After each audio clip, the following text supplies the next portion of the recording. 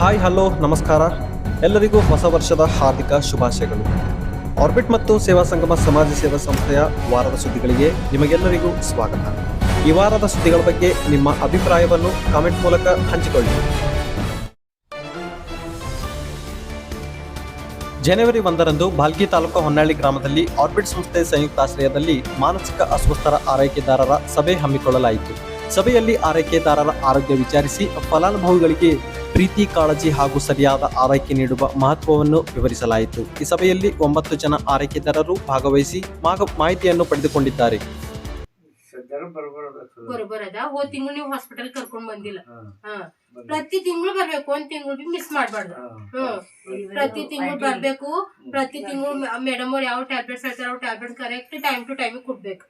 ಒಂದ್ B miss ಮಾಡ್ಬಾರ್ದು. ಹಂಗಾಗಿ ರಿಕವರ್ ಆಯ್ತಾರೆ. ಈಗ ಇವ್ರ ತಾತ ಬರ್ತಾರ ನೋಡಿ. ಬೀದರ್ ತಾಲೂಕಿನ ದತ್ತಾಪುರ ಗ್ರಾಮದಲ್ಲಿ ಆರ್ಬಿಟ್ ಸಂಸ್ಥೆ ಹಾಗೂ Navajeevan live love love foundation ಕಾರ್ಯಕ್ರಮದ ಸಂಯುಕ್ತಾಶ್ರಯದಲ್ಲಿ ಸಮುದಾಯದ ಜನರಿಗೆ ಮಾನಸಿಕ ಆರೋಗ್ಯದ ಕುರಿತು ಜಾಗೃತಿ ಮೂಡಿಸಲಾಯಿತು. ಆರ್ಬಿಟ್ ಸಂಸ್ಥೆಯ ಕಾರ್ಯಕರ್ತರು ಶ್ರೀ ಆನಂದ್ ರವರು ಮಾನಸಿಕ ಅಸ್ವಸ್ಥತೆಯ ಕುರಿತು ಇರುವ ಮೂಢನಂಬಿಕೆಗಳನ್ನು ದೂರ ಮಾಡಿ ಕುಟುಂಬದ ಬೆಂಬಲ, ಸಮಾಜದ ಸಹಕಾರ ಮತ್ತು ಸಮಯಕ್ಕೆ ಸರಿಯಾದ ಚಿಕಿತ್ಸೆಯ ಮಹತ್ವವನ್ನು ವಿವರಿಸಿದ್ದಾರೆ. ಈ ಜಾಗೃತಿ ಕಾರ್ಯಕ್ರಮದಲ್ಲಿ 13 ಜನರು ಭಾಗವಹಿಸಿ ಮಾಹಿತಿಯನ್ನು ಪಡೆದುಕೊಂಡಿದ್ದಾರೆ. ಜನವರಿ 2ರಂದು ಹುಮ್ನಾಬಾದ್ ತಾಲೂಕಾ ಶಿವಪುರ ಗಲ್ಲಿಯಲ್ಲಿ ಅಂಗನವಾಡಿಯಲ್ಲಿ ಆರ್ಬಿಟ್ ಸಂಸ್ಥೆಯ ನೇತೃತ್ವದಲ್ಲಿ ಮಕ್ಕಳ ತಾಯಂದಿರಿಗೆ ಮಾನಸಿಕ ಅಸ್ವಸ್ಥತೆಯ ಕುರಿತು ಜಾಗೃತಿ ಮೂಡಿಸಲಾಯಿತು. ಸಂಪನ್ಮೂಲ ವ್ಯಕ್ತಿ ಶ್ರೀಮತಿ ಮಹಾದೇವಿರವರು ಭಾಗವಹಿಸಿ ಮಾನಸಿಕ ಅಸ್ವಸ್ಥರ ಉಚಿತ ಚಿಕಿತ್ಸೆ, ತಪಾಸಣೆ ಹಾಗೂ ಮೂಢನಂಬಿಕೆಗಳ ಕುರಿತು ಮಾಹಿತಿ ನೀಡಿದ್ದಾರೆ. ಈ ಕಾರ್ಯಕ್ರಮದಲ್ಲಿ 12 ಜನರು ತಾಯಂದಿರು ಭಾಗವಹಿಸಿ ಮಾಹಿತಿಯನ್ನು ಪಡೆದುಕೊಂಡಿದ್ದಾರೆ.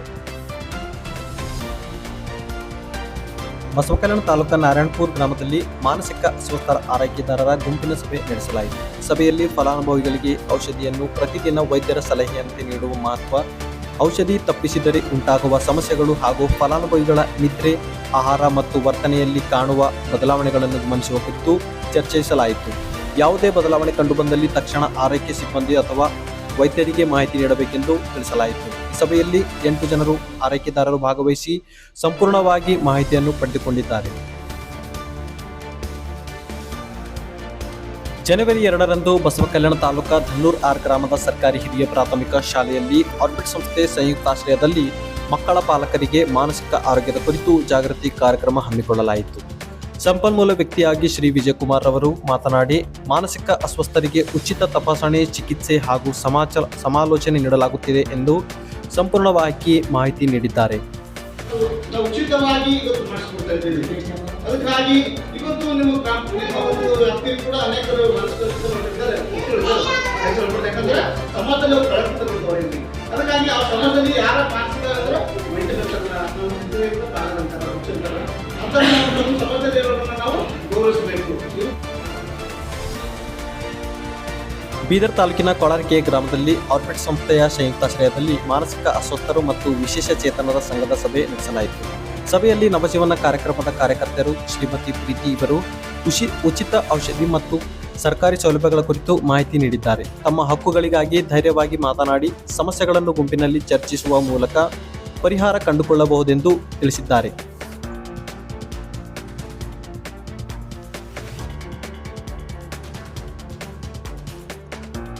ಜನವರಿ 1ರಂದು ಈಜೇರಿ ಗ್ರಾಮದ ಸಾತ್ಗೇಡ್ ಕಮಾನ್ ಪ್ರದೇಶದಲ್ಲಿ ಮಕ್ಕಳ ಮನೆಯನ್ನು ರಿಬ್ಬನ್ ಕಟ್ ಮಾಡುವ ಮೂಲಕ ಉದ್ಘಾಟಿಸಿ ಕಾರ್ಯಕ್ರಮಕ್ಕೆ ಚಾಲನೆ ನೀಡಲಾಯಿತು.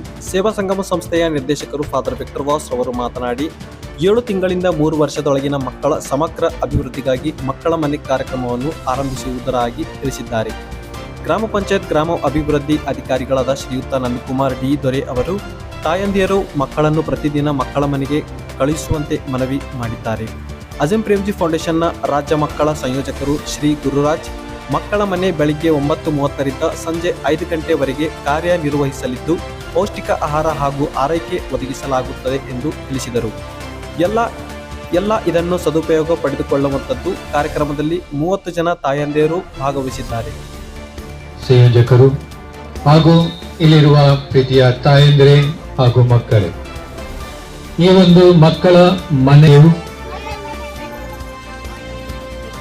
ಈ ಒಂದು ಕಾರ್ಯಕ್ರಮ ಅಲ್ಲಿ ಒಂದು ವಿನಂತಿ, ಮಕ್ಕಳನ್ನು ದಿನಾಲು ಕಳಿಸಿಕೊಡಿ.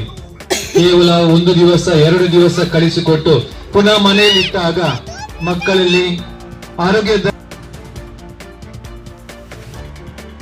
ಜನವರಿ 2ರಂದು ಕಲಬುರಗಿ ತಾಲೂಕು ಫರ್ತಾಬಾದ್ ಗ್ರಾಮದಲ್ಲಿ ಸ್ವಸಹಾಯ ಸಂಘದ ಮಹಿಳೆಯರಿಗೆ ಬೆಳವಣಿಗೆ ಕುಂಠಿತ ಮಕ್ಕಳನ್ನು ಪತ್ತೆ ಹಚ್ಚುವ ಕುರಿತು ಜಾಗೃತಿ ಕಾರ್ಯಕ್ರಮ ಹಮ್ಮಿಕೊಳ್ಳಲಾಯಿತು.